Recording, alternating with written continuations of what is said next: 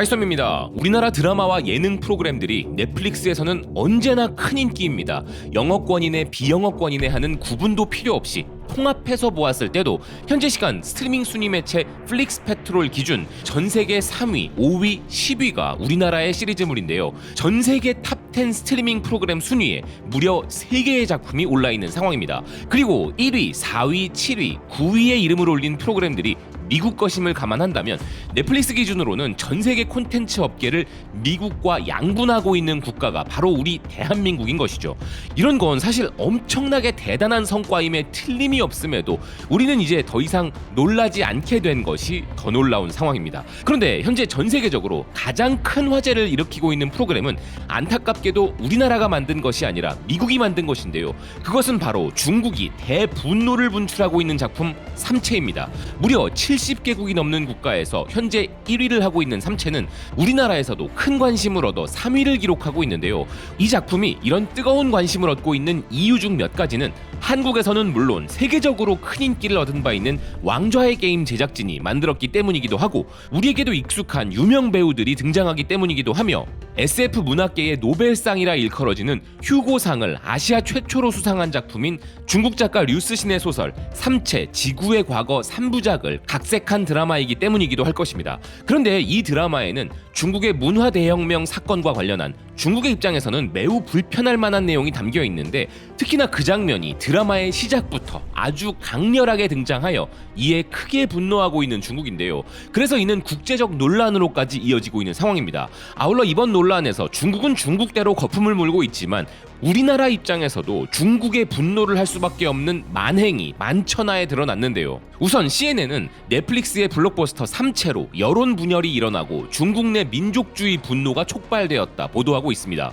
큰 인기를 끌었던 중국 SF 소설 삼체를 넷플릭스에서 각색한 작품이 현재 중국 내에서도 의견을 분열시키고 있다는 기사는 중국 현대사의 폭력적이고 격동적인 시기를 묘사한 이 드라마로 인해 중국 온라인에서는 민족주의적 분노가 촉발되었다는 것인데요. 이 드라마의 원작 소설은 최근 몇 년간 중국의 가장 성공적인 문화 수출품 중 하나이며 오바마 전 대통령을 비롯한 전 세계적으로 수많은 팬을 자랑하는 작품이었는데 애국심이 강한 중국 인터넷 사용자들 사이에서는 막대한 예산으로 미국에서 제작된 드라마가 중국을 나쁘게 보이게 한다는 비난이 쏟아져 나오고 있다는 것입니다. 드라마의 첫 장면이 1966년부터 10년 동안 중국을 유혈과 혼란으로 휩쓸었던 마오쩌둥의 문화 대혁명에 대한 내용인데 그것이 매우 참혹한 장면으로 묘사되었고 물리학 교수가 잔인하게 구타를 당해 사망에 이르고 이를 지켜보는 가족들이 겁에 질려 있는 장면이 충격을 주었다는 기사는 이러한 일들은 실제 10년에 걸친 격변 기간 동안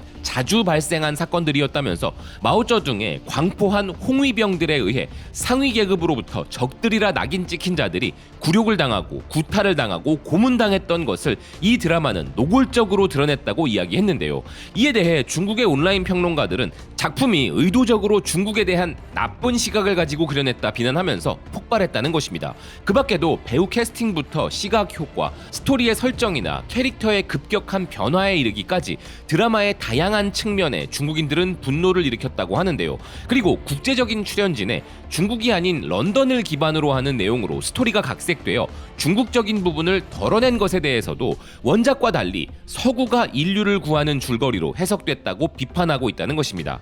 즉 국제적으로 비난받는 잔인한 현대사가 중국에 있었음을 강조하여 보여준 부분과 스토리의 각색이 마음에 들지 않는다는 것인데 아직 이 드라마를 보지 않은 분들이 많을 것이기에 스포일러가 될 수 있는 부분들이 있어 직접 말씀드리지는 못하겠습니다만 역사적 사실 여부를 떠나서 중국인들이 왜 이렇게 난리가 난 것인지는 드라마를 다 보실 필요도 없이 딱 1화 첫 장면만 보셔도 이해가 되실 겁니다. 영국 매체 가디언도 CNN과 마찬가지로 중국 시청자들이 분열되고 있다 주목했는데요. 중국인들이 지금 중국 이야기의 미국화에 대해 분노하고 비난하고 있다는 것입니다.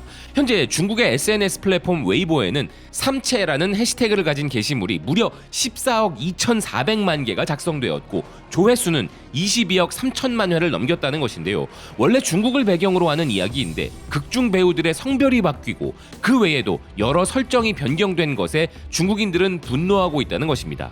그런데 사실 이 작품은 삼체 원작이 던진 화두를 다양한 대륙과 다양한 문화 타임라인을 포괄하는 글로벌한 성격을 지닌 스토리로 각색한 것이라 기사는 이야기했는데요.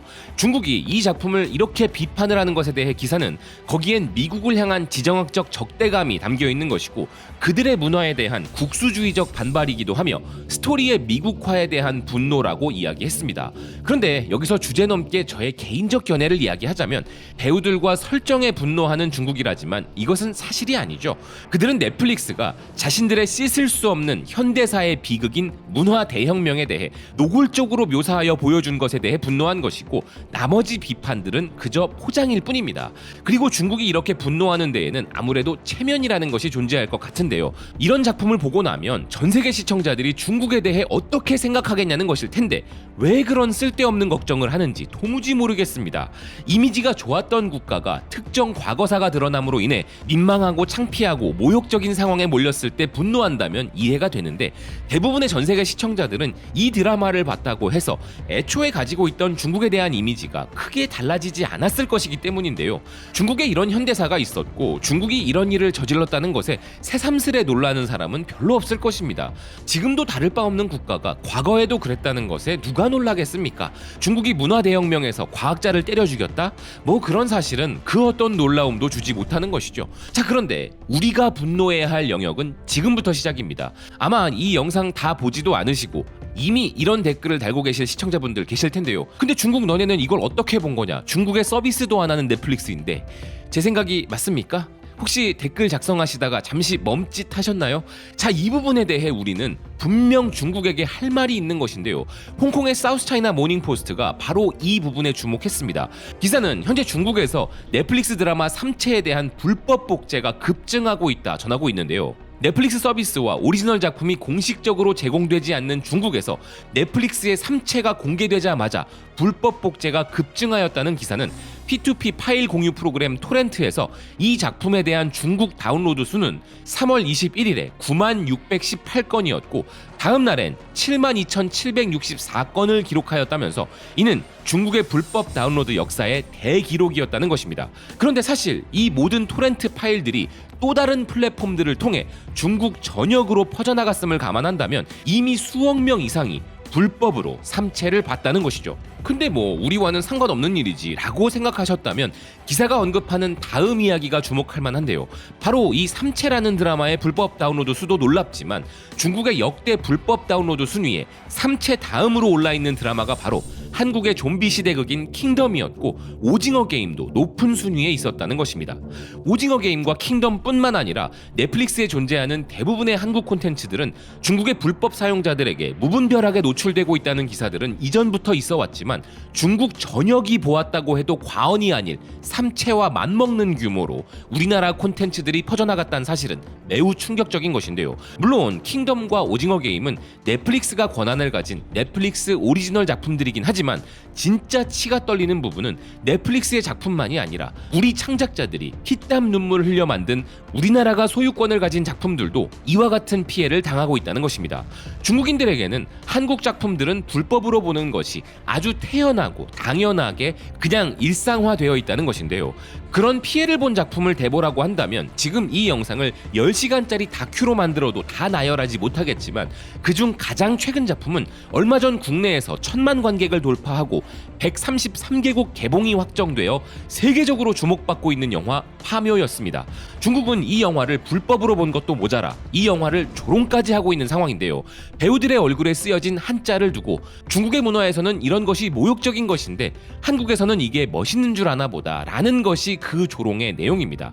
이건 거의 인류학적으로 연구해 볼 만한 주제인 것이 타국의 대중문화에 대해 자국의 문화를 근거로 조롱할 수 있는 국가가 중국 말고 또 어디 있을까 하는 생각이 들었는데요. 더 신기한 것은 분명 문화 대혁명으로 고유 문화라는 자체가 다 사라진 국가인 줄 알았는데 다른 나라를 비하하고 아래로 보고 조롱하는 문화는 아무리 뜯어 고치려고 해도 고쳐지지 않나 봅니다. 그러고 보니 파묘는 요즘 속된 말로 일타 쌍피의 눈부신 활약을 하고 있는데요. 중국인들뿐만 아니라 일본인들도 자극하고 있는 것이죠. 최근 일본의 대표적 극우 매체인 산케이도 파묘에 대한 조롱에 가까운 기사를 내보냈습니다. 반일을 오락영화로 만들고 언론은 이를 화제작으로 대접하는 것을 보면 감독의 수완을 높이 평가할 수밖에 없다. 이 기사의 뉘앙스를 가만히 보면 다른 말로 표현해 제대로 긁힌 것이죠. 바이스톰이 극도로 경계하고 언제나 지켜보는 두 국가, 중국과 일본. 이들은 정말 예상을 벗어나는 경우가 없는 나라들이라는 생각입니다. 시청해주셔서 고맙습니다. 또 뵙겠습니다.